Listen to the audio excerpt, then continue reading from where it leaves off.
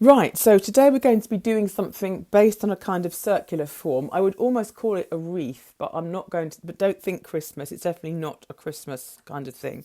So we're going to be needing a round thing. So I've got a roll of masking tape here as my sort of guide. If you want to be really super accurate, you could, of course, use a compass to draw an inner circle and an outer circle. I'm not going to be as accurate or sort of as fixed as that. But I want to do something that goes round with a hole in the centre. So we've got kind of that kind of slightly wreath-like feel. So I'm just going to use the inside of my masking tape just as a guide. And I'm going to hopefully try and build up my pattern going round this circle and try and get it so it's flowing quite evenly just by seeing where I need to add extra pattern elements. So I've got my pencil and I'm just going to draw here. Eventually I can rub this line out, so I don't going to worry about seeing it, but that's just going to be it's one of those protractable ones and too much came out. Now it's broken. There we go. So I've just got my kind of circular centre of my wreath kind of form, and we're going to use a quite subtle colour range, just with little hints of colour. But what I'm taking from the things we've been looking at is the way of getting different notes of texture into our patterns. So some of the patterns are going to have some of the pieces are going to have I've knocked my camera now. Are going to have a feel like as if they've got a shiny metallic surface, and others are going to be more kind of matte. So it's just how we can play with different kind of colours. So I want to build up this sort of circular idea. So I'm going to do a little bit of work in pencil first, just to kind of get the main features in, and then we're going to just do them again in pen and just carry on working in pen. So we're trying to I want there to be like a sort of rhythm to what we're doing, but I don't want it to be too like a clock face, north, south, east, west. I want it to have a flow, but I don't want it to be too symmetrical. So there's going to be, to get this to work, what I'm going to do is put in some largish features kind of spread around the kind of the compass face, and then fill in between them so that we've got a kind of nice balance going. So we're going to start with some very simple, like a large teardrop. Again, we're doing large pieces that we're going to come back and fill in later. So they're going to eventually be a completely massive sort of pattern work all the way around. So I've got a large kind of teardrop shape, and I want to get another one sort of roughly, remembering always there's that rule of three, I sort of think of it as when you're doing pattern and design work. Certainly a rule of odd numbers is that we try and avoid having very even numbers of things, because they always end up looking like sort of eyeballs or something. So I'm going to do another one kind of coming in round here. So I've got three kind of going round, and if I'm gonna go for 5 of these eventually. So I want to change the direction that some of them are in. So I'm going to get one up here and maybe have it sort of facing up like that, just sort of sitting in there, and then one somewhere down here. And they don't have to be even. In fact, it probably works quite well if they're not totally even. So it doesn't matter if the gaps between them are uneven, because that's fine. So we're not trying to do it too sort of plonking. So there we go. So we've got these sort of shapes moving around here as a kind of plot point. These are what I think of as my kind of key motifs, or the larger kind of motifs. I'm going to do another shape now, which is a new one, we may not have come across before, but it's sort of, I want it to look like a cherry on a stick, on a stem, not a stick, a stem. So to do that shape, you do a sort of, it's not really a heart shape, but it's not really a round shape. It's a heart shape. It's a round shape with a slightly heart-shaped bottom. So it's got a slightly pointy bottom, but it's basically a round shape, sort of like that. And then to do the kind of cherry inside, you do a little half-moon smile like that, and that's going to be the dimple of where the stalk comes out of. And then the stalk is going to come out like that, and you see that starts to look like a little cherry or a fruit. So it's quite, what I'm doing this one is throwing in a couple of things that look slightly more representational in the way that we've had jewels and things and sort of diamonds, but we're going to do some slightly different things on this one. So there's a cherry there, so I'm going to put another one maybe up here. So again, sort of a circle, but just with a very slight point on its bottom, and then the little half smiley shape and a stalk that's going to come in and tuck sort of around there.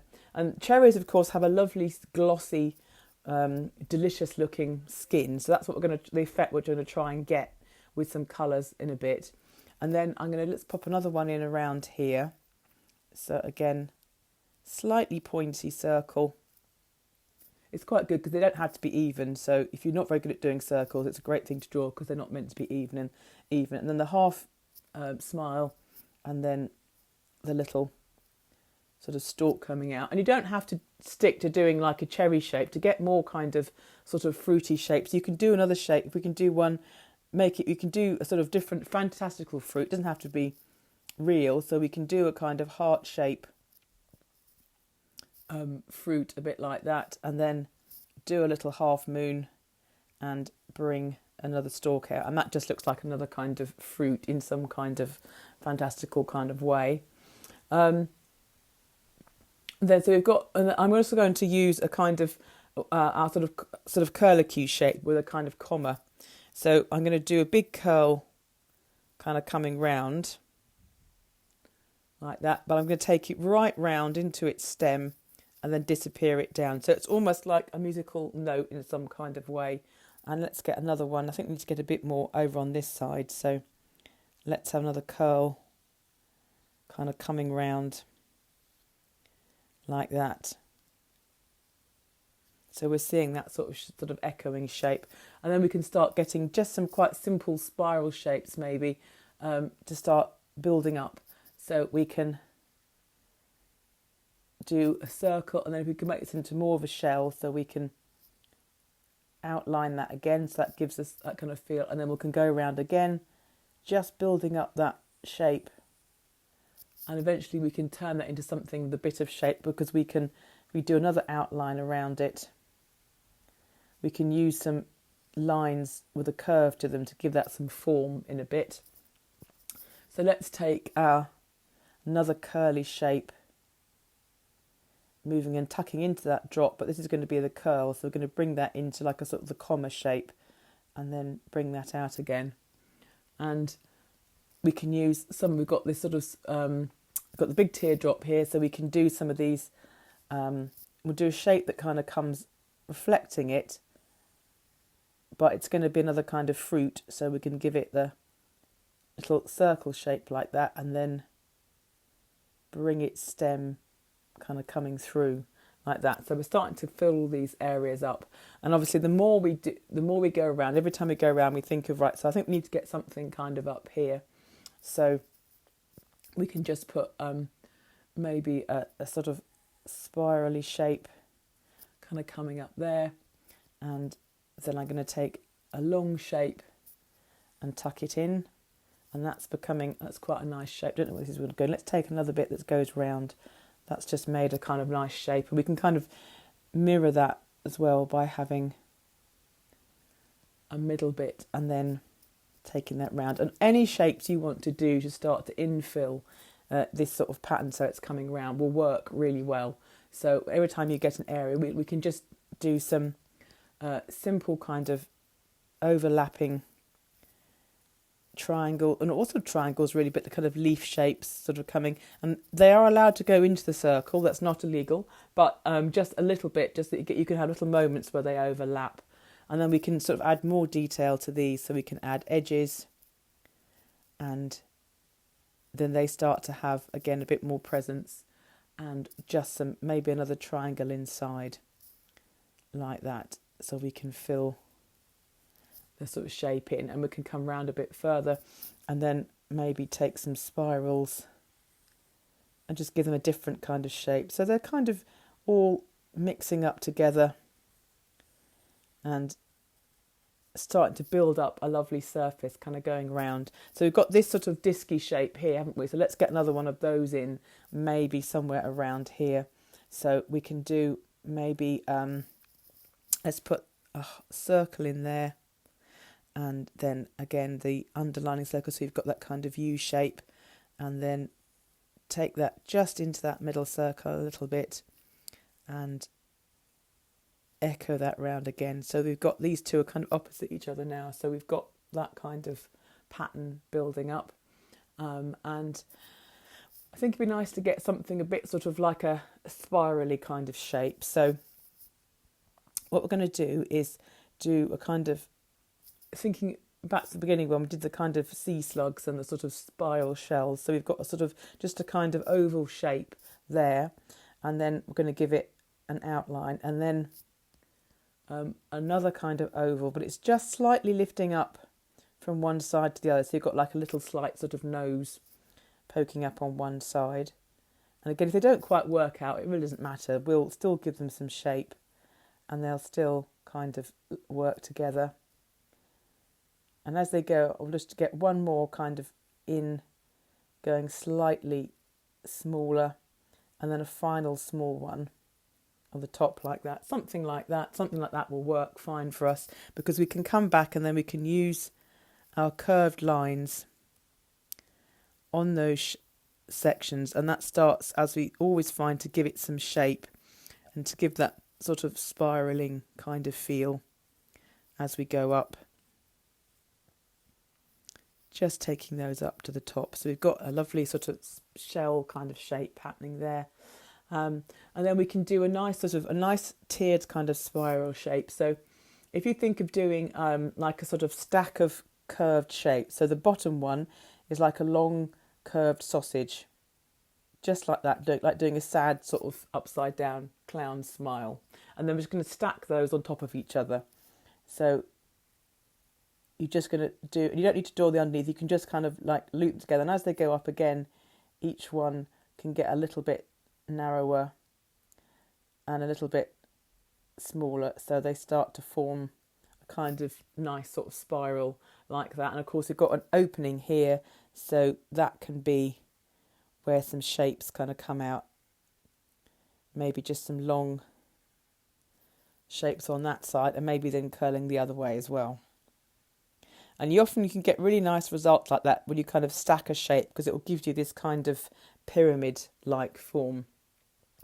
So you've got some of these shapes in here, so let's get some of these shapes reflected back on this side. So if you're doing one of these and you're not kind of sure where to go, kind of look what else you've got going on, and you want to sort of reflect some of the shapes and mirror them back across, and sort of trying to build up this sort of, like I say, like a sort of almost like a Christmas wreath, I suppose, but not at all Christmassy. So we can bring those petal shapes, and they've got to react to what's fitting around them, so you can fit to, and they've got that nice comma kind of like pulling in between them. So I can leave a little bit of space and then maybe just do shapes like that. So they're very similar, but they're just reacting to what we've got going on around us. So again, do the second layer in like that, and then the tiny layers sort of coming through, like coming sort of round. And then again, you start, now we're sort of getting quite a lot of space. We could keep on building this up for ages. You can totally add to make these sort of thicker, but because I want to kind of get a rough circle in and then fill it in, and then if you wanted to continue this later, you could continue with a second row, as it were, almost sort of round the top. So I'm just going to do a few sort of more bits to infill, and then we'll get into the pen work and the colours. So maybe sort of through here, let's do another kind of stack. Let's see if we can get this to work. Just move my hand around so I'm not masking too much. So this time we're going to start with like the half sort of circle, like a C shape really, and then that can have my stalk coming out like that, and then I'm going to make that again a bit thicker. So I've made that into like a big C shape kind of going around. So I'm talking about the letter C, not the watery wiggly thing. And then again, just a little bit bigger, and then I'm going to go smaller again. So again, it's just like that shape we did over on the other side, or it's a very similar process anyway, and it goes down until it's smaller, and then that gives us this sort of like honeycomb beehive. Have you ever seen those spoons you use for getting honey out of the jar that are like a sort of pyramid with grooves? Well, it's sort of like that kind of shape, and that's kind of a nice shape that we're going to be able to play with. And then let's do some more triangles, or sort of leaf shapes, or whatever we're thinking of them as. And the more things that you've got on the page, the more you can overlap things, and that's fine, because we want to get all those nice overlapping bits of detail. So we're now going to kind of move around and make sure that all inside this ring of pattern, everything is full that we can see. So like there's a space here. Yeah, no problem. No, I'm just doing it in pencil because this is the first time we've mapped out a drawing like this. So I thought to get the rhythm, it might be easier to do it in pencil. And then we're going to go back into pen and outline it all. Don't worry. It's just that because it's a starting off one, we haven't done one quite like this. I thought, I didn't want to go straight to pen because you might want to rub some bits out or something. You never know. No problem. So, yes, I should have said that to begin with, really. So, so we're going to go through now and kind of find any little inside bits to fill in. So we're going to draw some little teardrop shapes sort of going into there, and perhaps here we can just put some circles. Circles are always really good, aren't they, for just filling in kind of random spaces that you've got. And we can just start adding in all sorts of curves and loops and whatever you want to just fill in some of these sort of spaces. It might be like little sprays. It might be something that's more like, we can do one that sort of echoes these big ones, but just on a small, I was about to say on a small scale. And of course they look like fish scales when you do like this, so they would be a small scale, but just some little sections, just using that double outline, but the little like scale shape. Like that, and maybe, and we could even throw in something that could become a little gemstone as well, if you wanted to add something with a real sort of hint of gleaminess kind of going on. But we're not going to do too much more in pencil because obviously we can keep adding more in pen.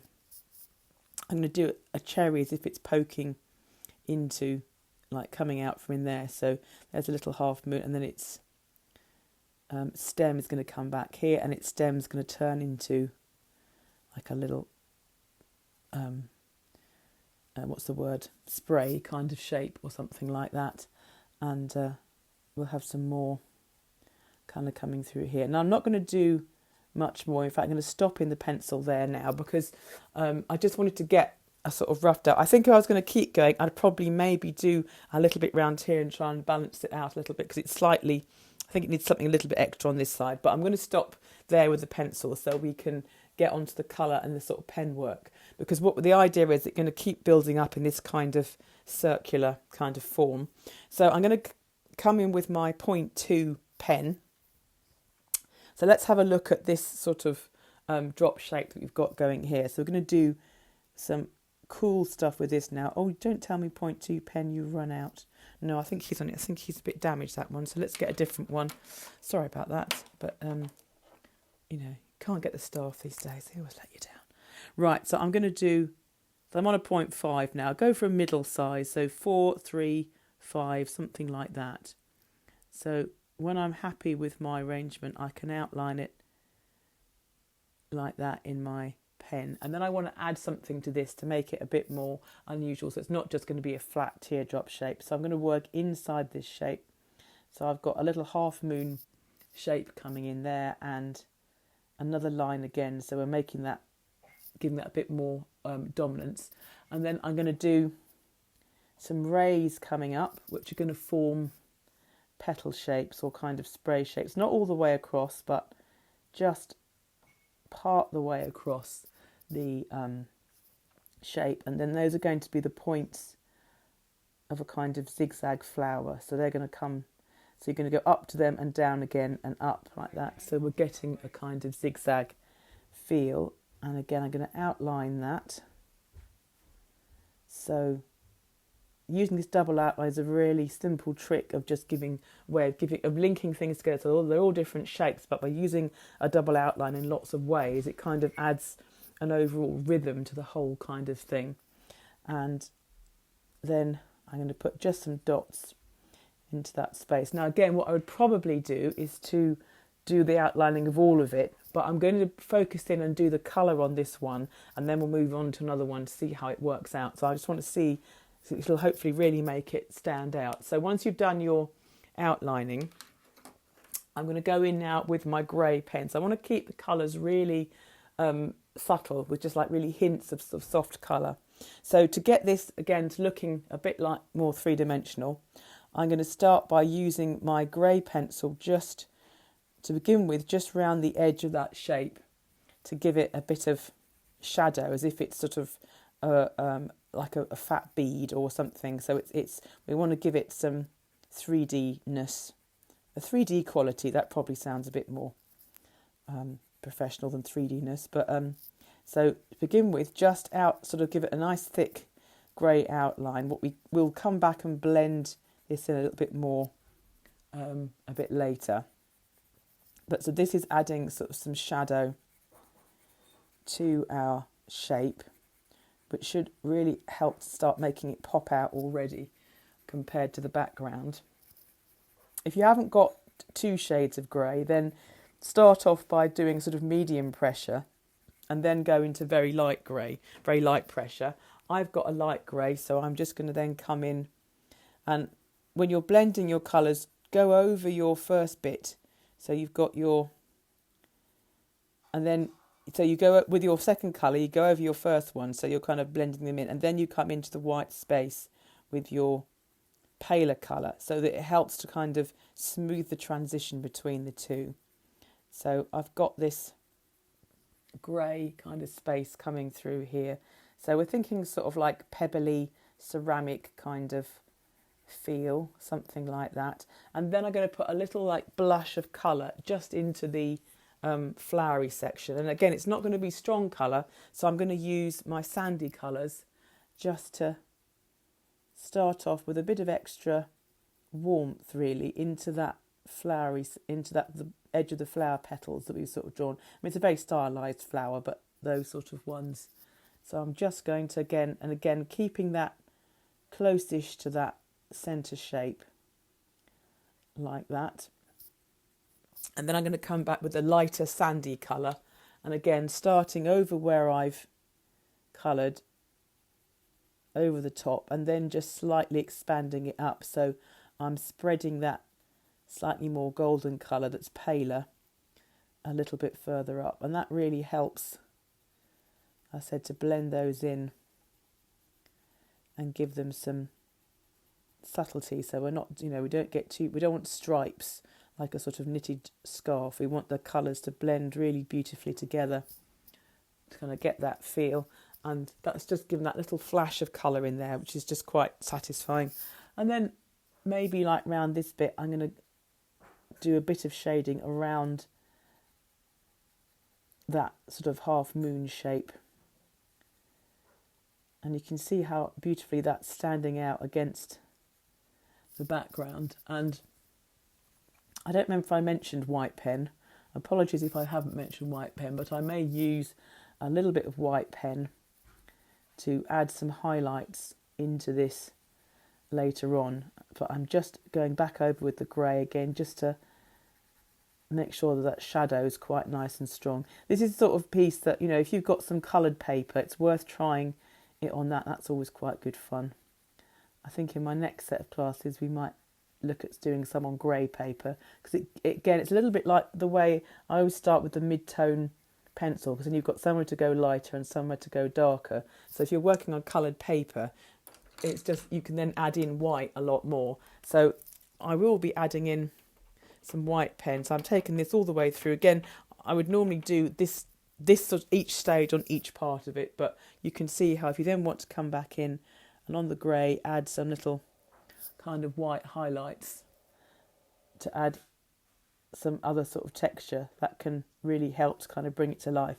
But we're going to keep on moving round so we can try and get a lot of these done. I've got a cherry tucked in kind of the top of this one, so let's have a look at how we're going to do it, what we're going to do with the cherries. So let's outline that next. So this cherry at top here is an upside down cherry, but I expect it'll be the same for a right way round cherry. So draw in the smile shape that we've got, and then the stalk, like that. And then I'm going to make that hole round the stalk a little bit darker with black pen, just almost turn it into like a little eye shape. So it's just got quite a nice strong bit of shadow around the stalk, and that really helps to make it stand out. I'm going to have blue cherries. I don't know why, but I just fancied blue cherries. So I'm going to do, I want my medium blue. Oh, I hit the camera, sorry. Rats. There we go. Everyone gets jumped sideways then. So let me go for my medium blue, and we're going to have a sort of lighter patch on one side and then a stronger colour on the other side, and into that strong colour we're going to put a very wet highlight to get that cherry kind of shine. So I'm going to start off by drawing I'm drawing a circle in blue, and obviously we're going to colour around that and leave the inside of that circle white. So again, starting off with my mid-tone blue, I've left those white circles. So I'm going to colour around those in the medium blue, mid blue, not too much pressure. Again, always start off light because then you can go heavier. And we're going to add some dark blue in to sort of give that a bit more shading. So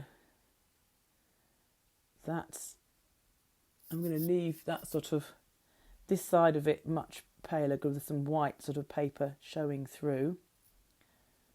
Like that. So we should just start to see a little subtle bit of light.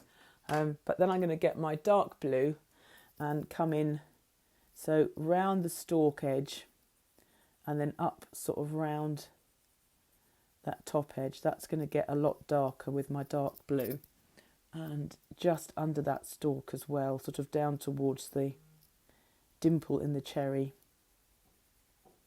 We'll get a bit more shading into that, and then to start with, just bring it round the outline of your cherry, so you've got that dark line kind of coming through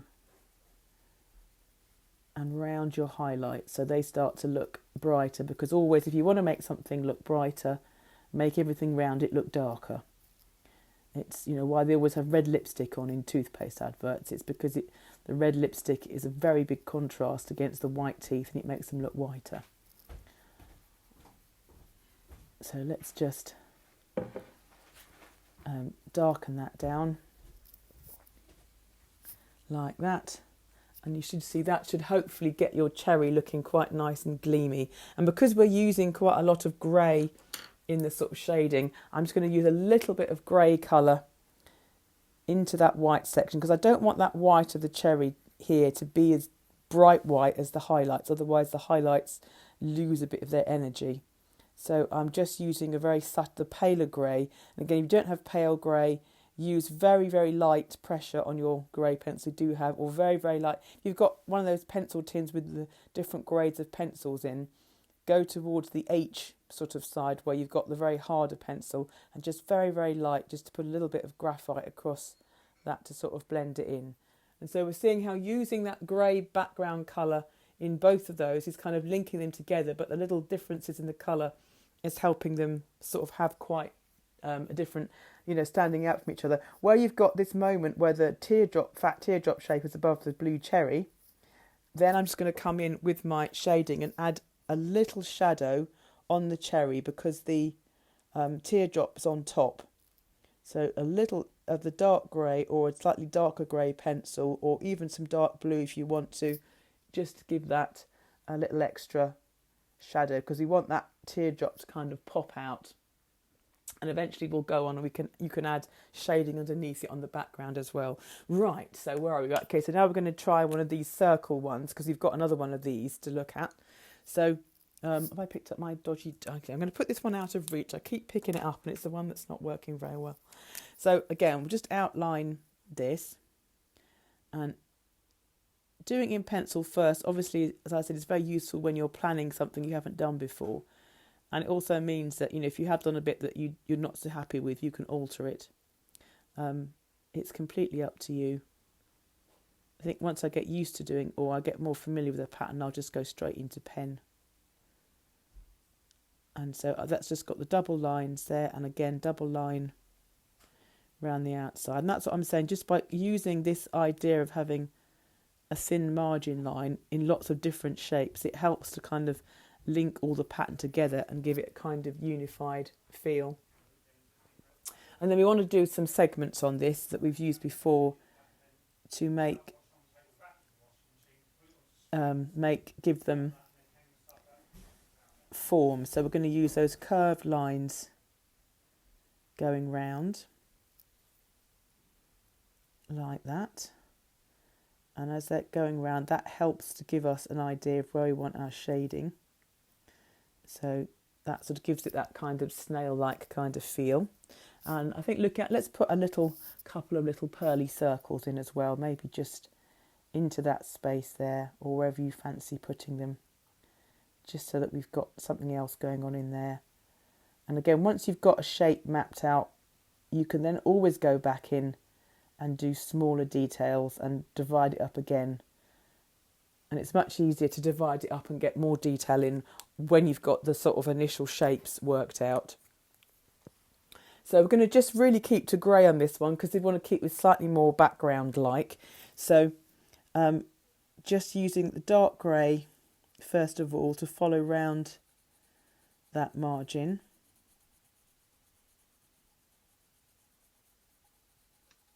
There we go, and so that's going to start. Remember, we'll leave the sort of the high point because we've got our curve line. So the sort of height, the apex of the curve, we're going to leave that pretty much white so that it's got more of a highlight. So we're going to use the edges. We're going to make them darker going round, and that will give us shadow. And so now I'm going around the inside one, so that we're giving some. Should already start to see that gives it a little bit of form. Or it certainly enhances the form that we've got with the pen work. And then where it's going underneath the other shapes, we're going to do some grey on that as well. But follow the shape you've got with the pen line so that your grey is kind of got a curve to it as well. And that will pick up on the shape that we've got on this. It's sort of like a slightly donutty shape. It's got a roundness to it. And I've done a bit on the sort of top round there. And then I can just come up a little bit. I'm still using the same grey, but I'm probably going to come back with the paler grey as well. And then probably in the circle in the middle, I think I want this to be quite dark. So I'm going to come in and just really colour the background into that quite dark. You could even do it in black and really make it quite punchy. But I want this to be more like a sort of flat kind of hole or a disc, or so I'm just coloured that all in grey. There we go. I am working quite fast. You can obviously take your time. If there's any bit you can leave a bit and come back to it later and sort of do it a bit sort of darker. And then again, just with my subtle grey, come over the line that you've drawn or the shading that you've done, or go very subtle and then just bring it up a little bit further so we get a bit more grey on, but still leaving a white margin sort of going around the middle of that shape so that we get the highlight kind of feel. And again, blending over the top of your first layer of shading, but keeping it quite light. If you're in doubt, just keep your pencil really light and don't put too much pressure on, because you can always go back and put more on later if you feel you want to. So we can always do that. But so if you go too dark too fast, it's really hard to undo it. So that's hopefully given that. So that's to start to look like a sort of disc or a medal or something behind there. And then with these little stones or the little sort of pearl shapes, just do like a little grey, almost like a circle in the middle, like a sort of ring of grey, leaving a little bit in the white. So just got a little hint of shadow in there. Not too much. Keep them quite sort of subtle. And again, we can go back and show that. So we're starting to hopefully see this coming to light. Let's have a look at this sort of spirally kind of, I don't know, it almost looks like a some kind of sea creature going on here. But let's look at this one next. So we're going to draw in the outlines of those spirals. So each one is like a sort of stack on top of the next one. And each time they get a little bit wider, and that gives us this kind of snail shell kind of feel. There we go. So we should see that nice and clearly now. And then these sections that are coming out here. And they're just, again, sort of tendrils or something waving at us from the ocean. And just get them, and they've got some nice overlapping here, so that's what we're kind of going to look for when it comes to colouring them in. What we want to think about is those sort of lines of light and shadow kind of moving across. So although we're going to colour each one thinking about the shape going this way, the sort of bumpiness of it, the overall line is going to follow down the whole shape. I don't know if I've made that sounds more complicated than it probably is, but for this one we're going to just start off by doing like a stripe of grey on each one, but slightly curve your stripe in the way that you've done the curved lines on here, but we're just going to do it with colour here. So it's like a sort of stripe running through, but each time you colour it, you're going to colour it with a slightly curved. So again, not a straight stripe, but a slightly curved line, and that will help make this give that feeling of it being a curved surface again, and not being a sort of just a sort of a flat thing. So we've got that's sort of like a darker sort of stripe coming through here, and then I'm going to do a thinner version of that, still using the pencil, but just sort of, again, just still curved, but maybe as it's lower down, it's slightly curving the other sort of way. And then we want to get that feeling of whiteness, of highlight. So we can use our pale grey just to colour in up to that sort of second line. So we've got a bit of shadow. We can always go back and add some darker grey into that to make it sort of more obvious. And then same on this side, a little bit of our paler grey coming through. And then we've got this white stripe going through the middle. And then what I'm going to try doing is with my white pen, I'm going to sort of do like a white dot onto the black line in that white section. So it's almost like erasing part of it. And that should hopefully can make that highlight look like it's travelling up, so it's got more of a shine kind of feel to it going through that sort of paper, so going through that section. So I've sort of actually taken away again a little bit. It's only subtle, but I think it just really helps to make that highlight kind of travel up through the shape. And then I think, I don't know what this these sort of wiggly bits are, but let's give them a slightly sandy end, just because then we're going to pick up a little bit on that sandy colour there. So I'm just going to put a little shadow of the golden brown on the ends, just a little subtle bit on each end, being quite restrained with our colours tonight, unless you feel like doing super Technicolor Dream Colour Rainbow, which is completely up to you if you want to go that way, but we're going to be quite sort of restrained. And then so I've got a little hint of that golden colour, and then I'm going to go back into the grey tones just to put a little bit of shadow. So where these overlap, we just soften a little line of shadow through there. And under there as well. So it's just starting to give that illusion again, and then just up under here.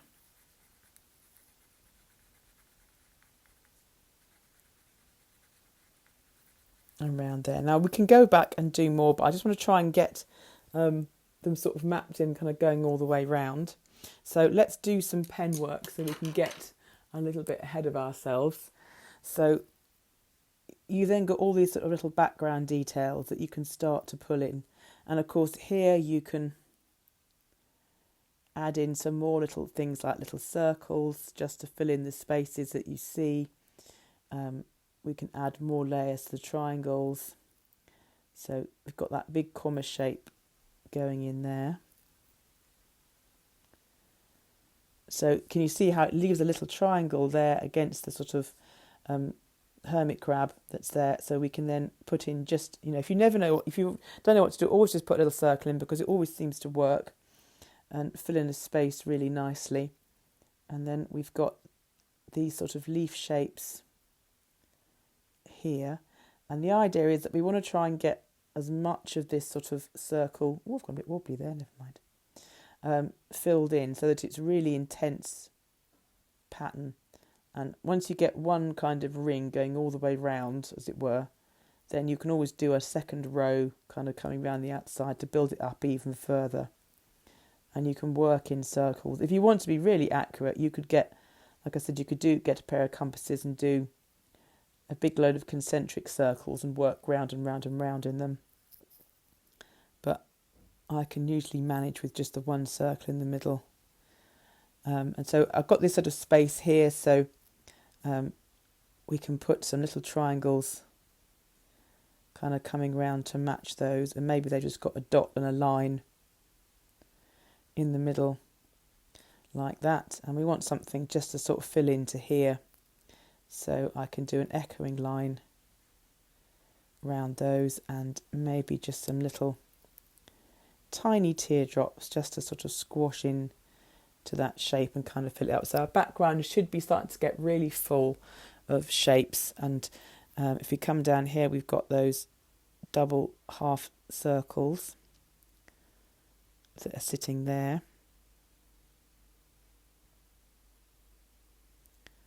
Like that. And then we've got this big seashell shape that we drew. And so it's got a bottom section,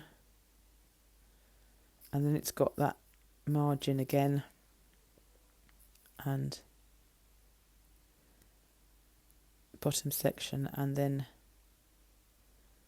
the margin, and so it spirals on up.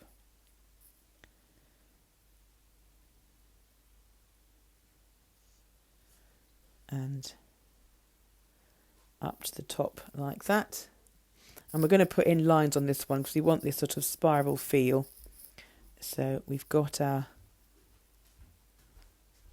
lines, again giving that shape by sort of spiralling up with those curves.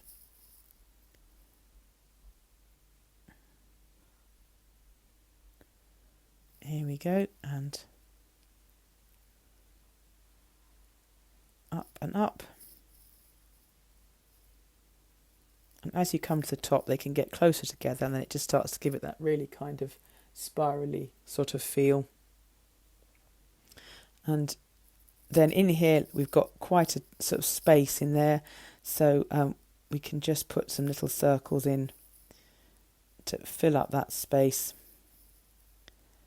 and maybe some sort of petal bumps. Just so you've got a really tiny sort of detail, and you can really start to feel how I think I do need something else on this side to balance it out, but I don't know if we'll get on to doing that. So I'm going to start coming around the top now, see if I can get all of this outlined before we have a look at some other sort of coloured parts that we can use. So I've got this sort of teardrop cherry. They're a bit like those Chinese lantern fruits, whatever you call those, that you get with a sort of, I'm sure there's a fruit that's a little bit like this, sort of a weird shape. Or chili peppers, that's kind of what they're like. That makes sense. So we can call them chili peppers. So we've got that sort of shape in there, and then we've got these teardrops.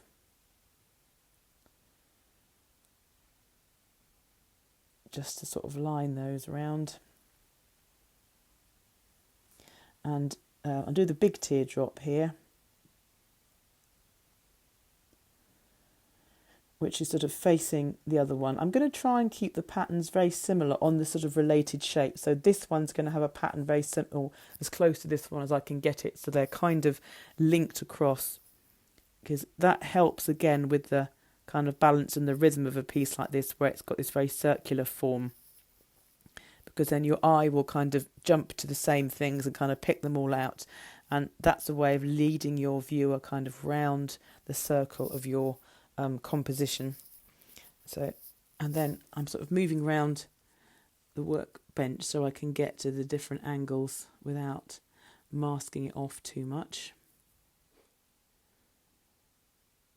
And you can, if you want to, I mean, so if I was doing it Simone, I'd probably do all this outlining in one go before I did any colour, and then you've got more chance to go back and if you want to erase the pencil.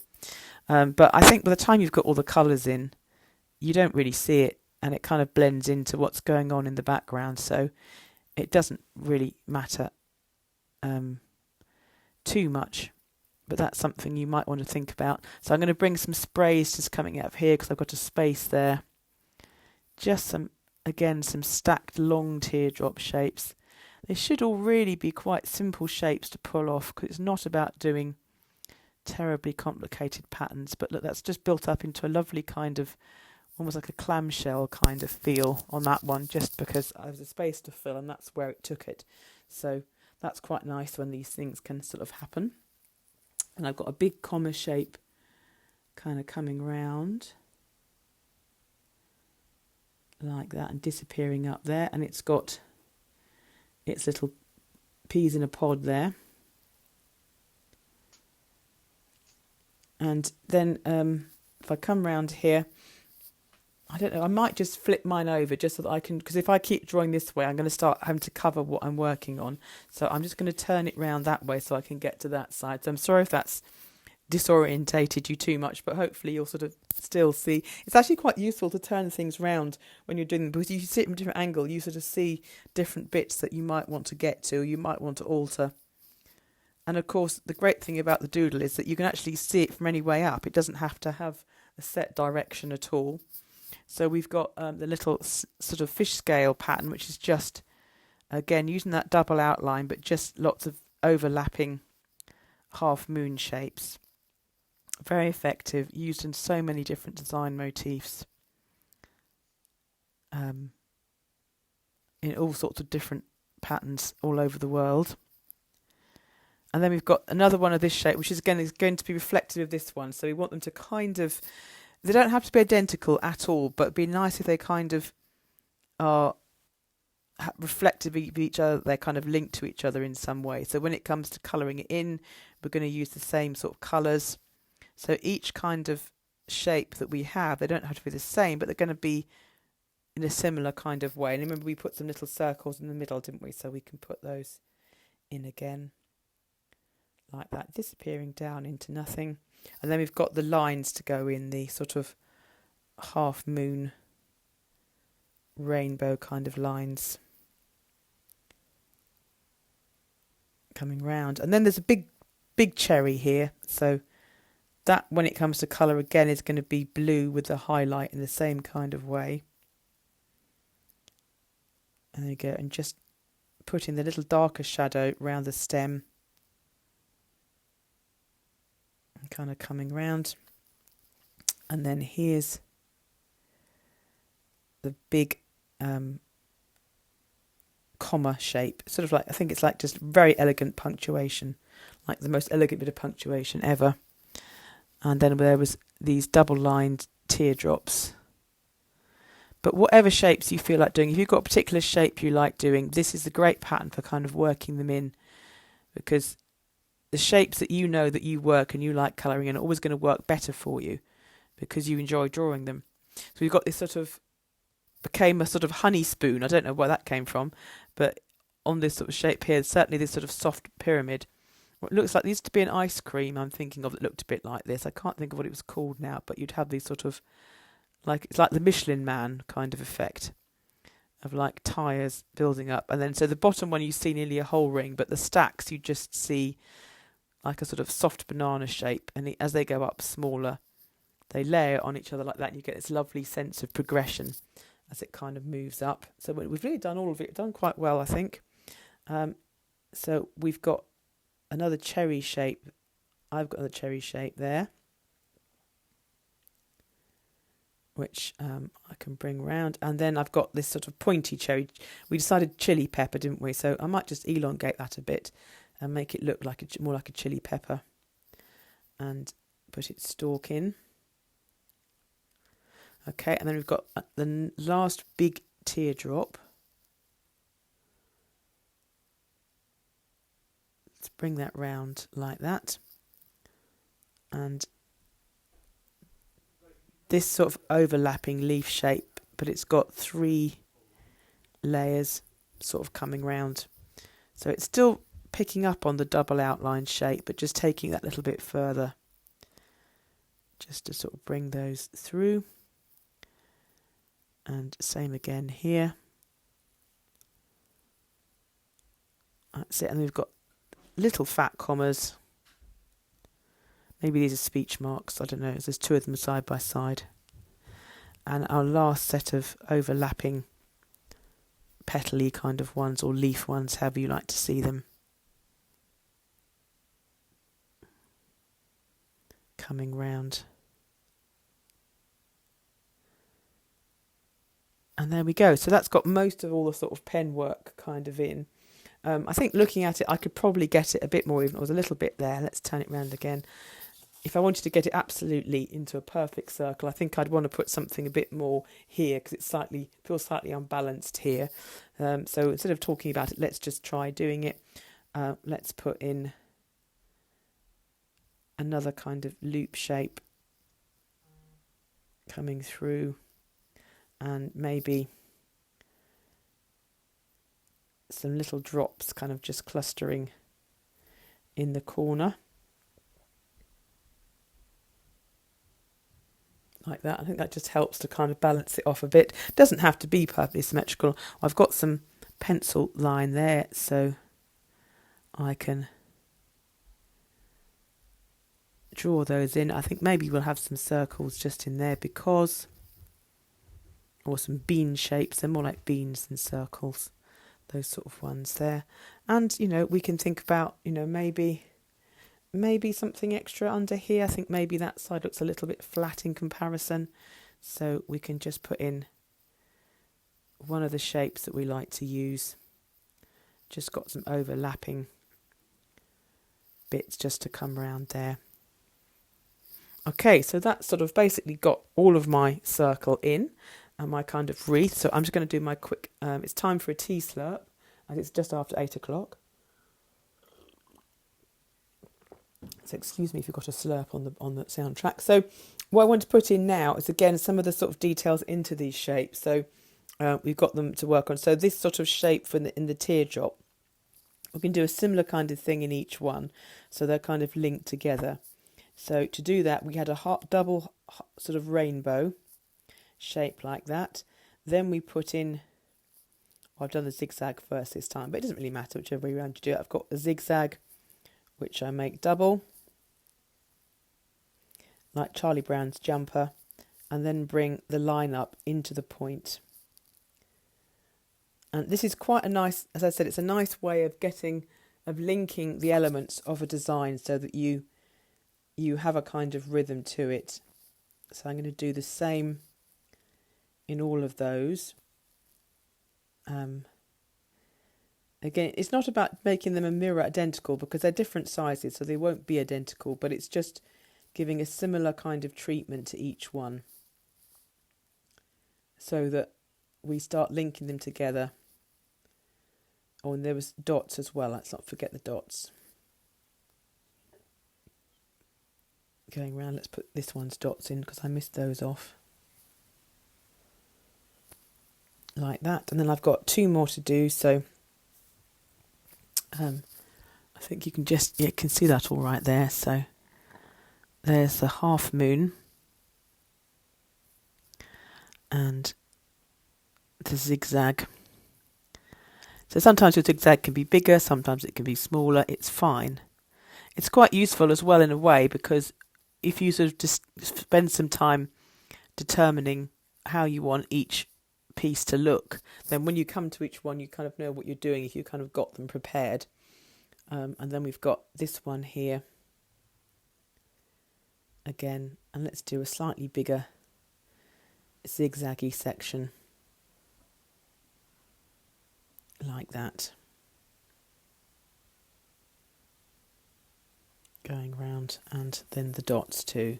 So we've done all those ones. The blue cherries are done really through colour, so we're not going to do any more of those. If we've got any more discs that might want lines in, no, I think we're kind of okay.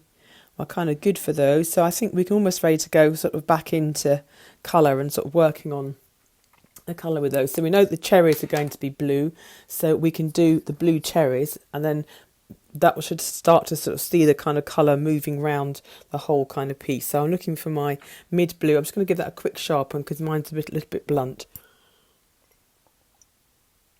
which I don't need to share, but just going to sharpen my blue.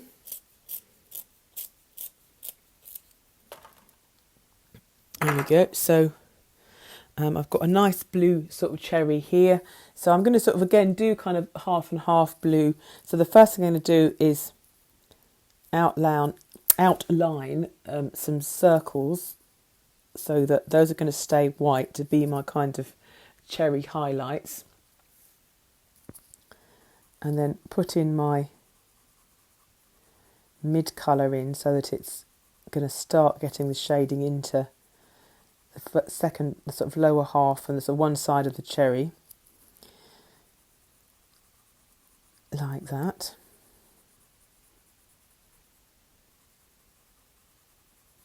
And again, start off, if you're not sure, start off with lightish pressure, and then we can come back later and sort of beef it up.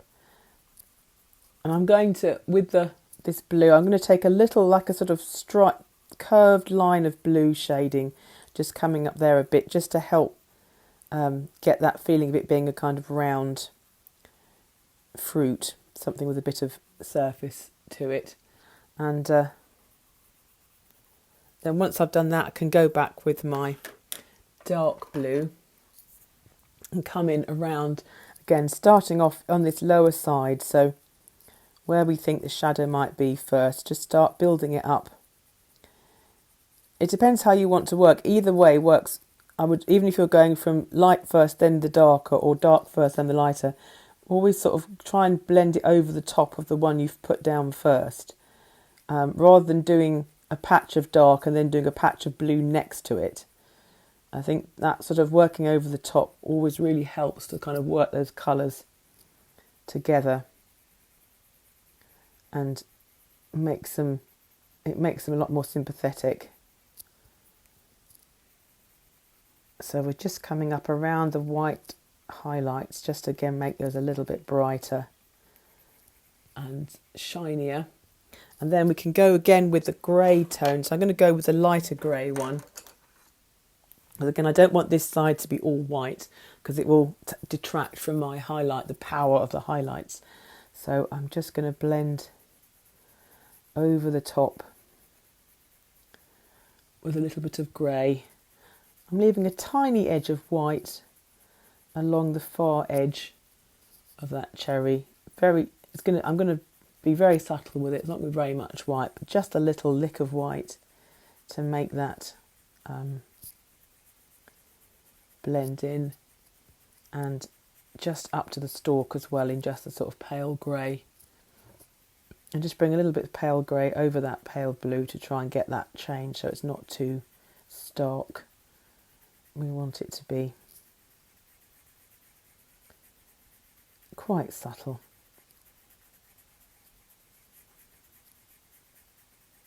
There we go, and that's just starting to get some shading into that cherry. So you can see how straight away your eye is linking these two elements across your drawing. So you've got, you can jump backwards and forwards between them. So let's make sure we've done some colour on all of the different shapes so that we've got an idea what we're going to do with them. Ideas which you are completely at liberty to change, of course, because it's your drawing, but I can show you what we can do. Let's look at one of these big comma shapes next, because they're quite, I want to get a nice bit of shine onto one of those. I think I'm going to blend a bit of grey and a bit of gold kind of colour in.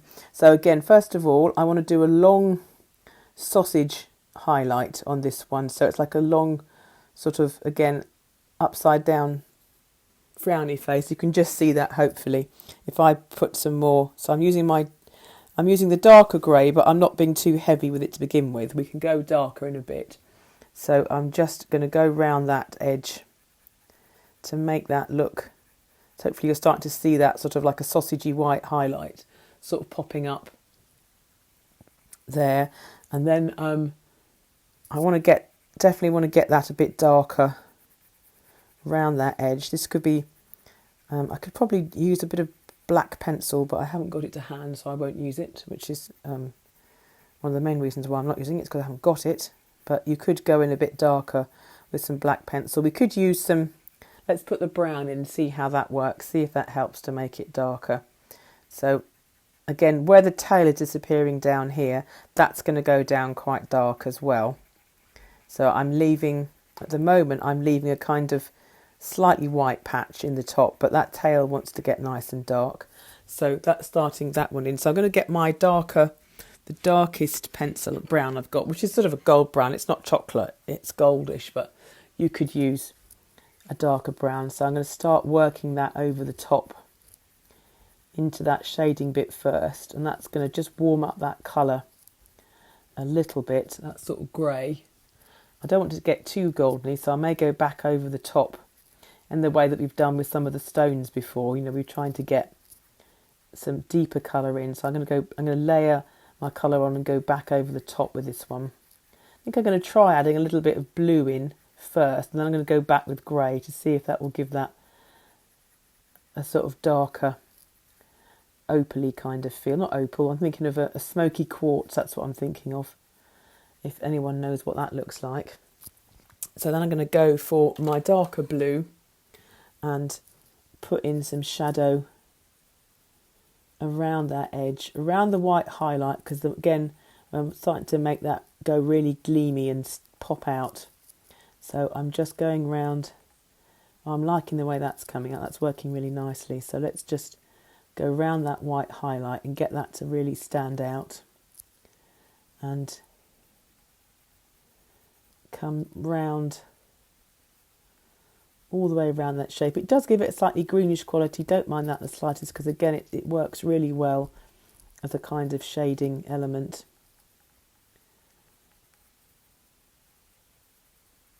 So we can get all of that sort of shadow in. So I've gone over kind of all the gold that I've put in, I've gone over with the blue, so that the blue is warmer but the gold is now much darker. They're both doing something. And then I'm going to come in back again with my grey, because I want this to look really like sort of shades of grey. And I can now come a little bit further into the middle, keeping this very light, but just going over that white bit so that my white highlight on that is all that's showing white, and the rest of it has got a definite colour. And again, building up to that sort of white highlight. And if you've got little flecks of gold showing, little flecks of blue, I think that works really nicely. But hopefully that's given that a really lovely kind of glossy, pebbly kind of feel. And you've got that highlight working really strongly on there. And again, just keep working around it with a grey pencil, and that will make the highlight pop out and give it some real gleam and gloss. And darkening that tail down again so that it's sort of disappearing down really nicely. Right, okay, so that's how we're going to do all the sort of commas. They've got that kind of way. Where we've got these petals sort of overlapping, I think we'll just stick to thinking about them as overlapping pieces. So where they come over each other, they're going to cast a shadow. And where they're tucking away underneath that drop shape, they're going to have a shadow as well. So think about where the shadow is falling on the kind of background. And what we could do as well is where we've got the edges, depending on how many edges you want, if you want to build up another layer or not, you can start adding some shading onto the white paper. So I'm just using my grey pencil to blend a little bit of shadow, and think about the shapes above. So where you've got that teardrop shape, it's got a round bottom, and that's what's falling on the paper. So it's starting to cast a shadow. And your leaf shape, just follow the shapes that you've got, and that's casting a shadow as well. And then hopefully that will start to help making this look like they're sitting on a surface and they're not even part of the paper, but there's something sitting up on top of it like that. You see, that's starting to give this sort of a really nice kind of shadowed feel. How are we doing? Right, so I think the chili pepper fruits up here, I think they want to have a yellowish, they're going to be part of the yellow team yellow. I still want to get some highlight onto them. So I'm going to start again with my golden brown and do a nice long highlight, similar to the sort of overall shape of that chili pepper. And then I shall get my golden brown shading in all the way around that. like that. So it's just coming down into the point as well.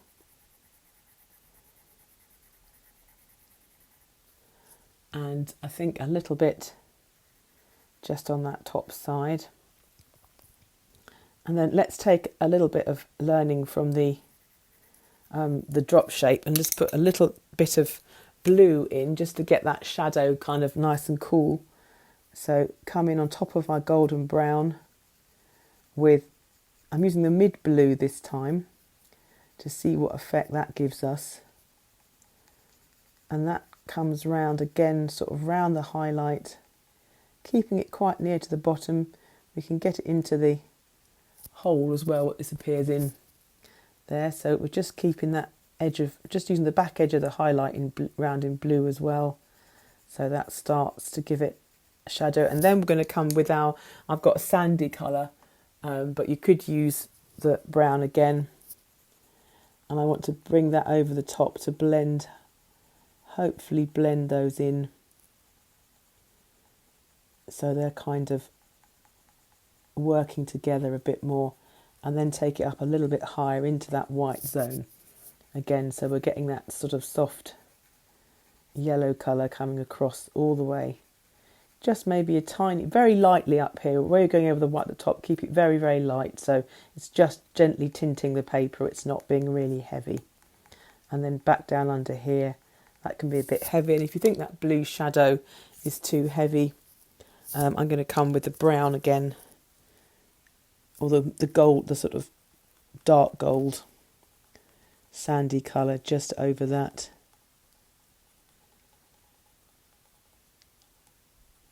And a little bit in there as well. So that's got that nice sort of colour in for that, with a nice sort of bit of shadow. So I've got a blue cherry to come in under here. Again with this sort of spirally one. Let's look at the shells as well. I think we'll do them, what should we do with them? Let's do them, or maybe, I've only got blue cherries, so I'm going to do a little bit of blue on the shell as well. So do a little bit of blue-grey in the shell. So I think I'm going to be quite subtle with it. So I'm going to go for a mid-blue and just come in under one edge, slightly curve your shading if you can, so you're not just doing a flat line, it's got a slightly curved sort of area. And I'm just going to do the blue on the bottom edge of each sort of spiral.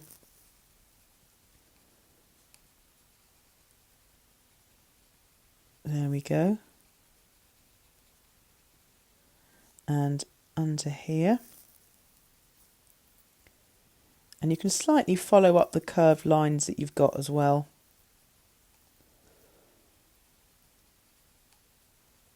And just follow that bottom edge. I've got to do the bottom edge in here.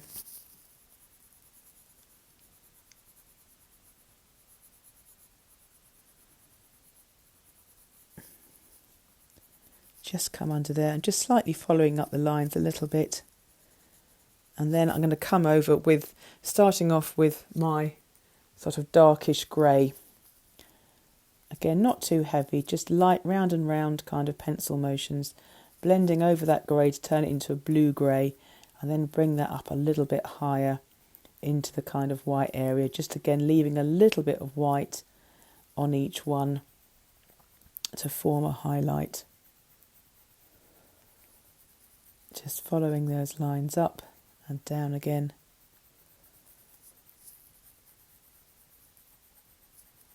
There we go, and so we've got more of a blue-grey, but by putting the blue down first and working the grey over the top, hopefully we're really getting a kind of more of a grey colour than a blue.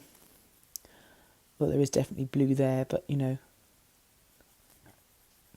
I'm just going to bring those sort of through. And then I think with the bands going around it, I think we'll need to get a little bit of blue into them as well.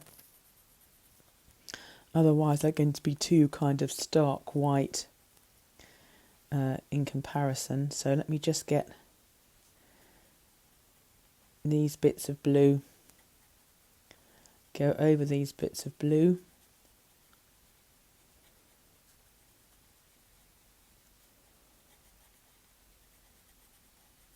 And just these sort of last little ones there.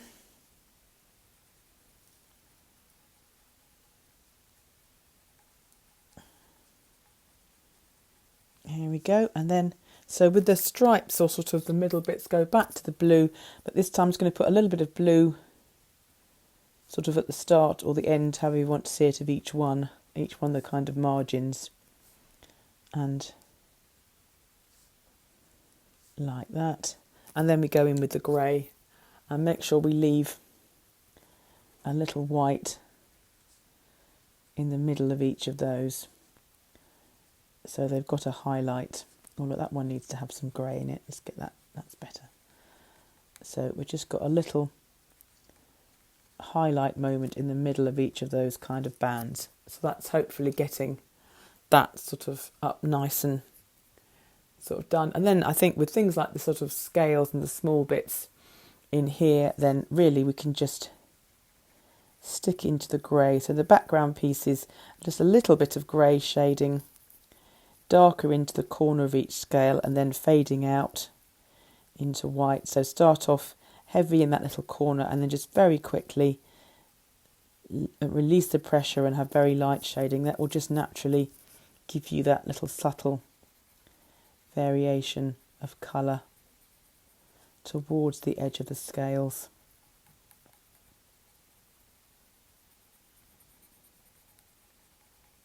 There we go, and that sort of move it around. You can see I've got the pencil line just showing there through where I do the original circle, and I was just going to grab a rubber and just take that out because that's going to be maybe too hard to cover up. But so once you've got the pen in, you can take that out and it's not going to then interfere with what you're doing. Some bits will just disappear it in naturally, but I think that's all. I just want to take that out just to sort of, so it's not interfering with my drawing work there. And I think I've got time just to do, I think I've done most of the little bits that I want to do. So I think we've got just about everything done. But I think, so just like, think about maybe some of these areas we can get some blacker background in. So let's just put a few little bits of black background in to see how that helps with things. So I've got a brush pen here. So, if you're really not sure what to do with the shape, I think a little bit of black outlining of infill can work really well. And again, remember that where you do black background infilling like this, it will again be another way of linking your eye across, because your eye will jump to those sort of stronger areas. So just think about where you want to put them. So like there's an opposite piece there, so that can come in quite dark. This is something you might want to do when you're not sort of trying to follow the video, when you've got a bit more time, just to keep those sort of areas working and see where they're working. Keep them so they're kind of in the middle of the pattern, so they're not, so like there's a little triangle kind of in here. That can come round, and a little triangle there. Just little moments like that start to kind of give a nice power and a nice depth, and your eye will again link all those together. So think about how you're moving around your circular composition to kind of bring those in together. And then I think where you have, again, where you're coming round to the edge of the inside the circle, I'm thinking I might want to put something else there because I feel there's a hole there. So I'm not going to colour there, but so something else is going to go in there. But so where you're coming out here, again, start off really quite dark grey shadowing there, and then quite quickly make it go more subtle, lighter touch, just softly around those shapes to start getting your whole kind of arrangement to have some distance from the paper. So it's casting a shadow, so it's starting to give it again a nice popping up 3D kind of feel. You could use a blue for a shadow, you could use any of the colours really, but I think the grey works quite well.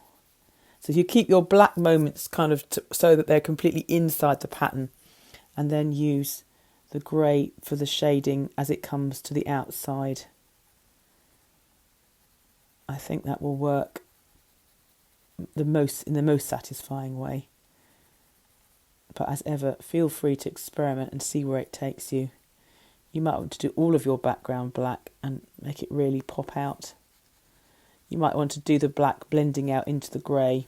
with some black pencil, so you get quite a dark shadow in and amongst the shapes. If I guarantee to grab a black pencil, I would, but I don't think I can.